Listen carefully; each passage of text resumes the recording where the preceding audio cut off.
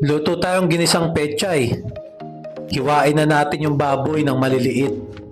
Tapos, kamatis. And then, sibuyas.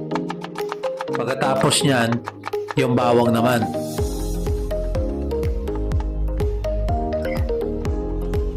Sunod na natin ang pechay. Ganyan ako magtadtad ng pechay. Niro-roll ko. Pag naiwa na lahat, ugasan na. Tapos, mag-isa na tayo.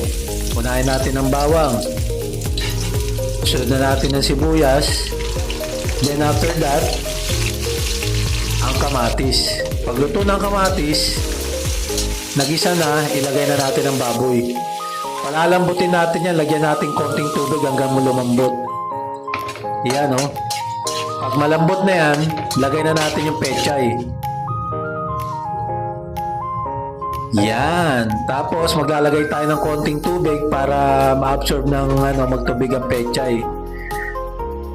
Yan. Pakukuluin lang natin yan. After that, luto na yan. Kain na tayo. Simpleng pagkain pero masarap.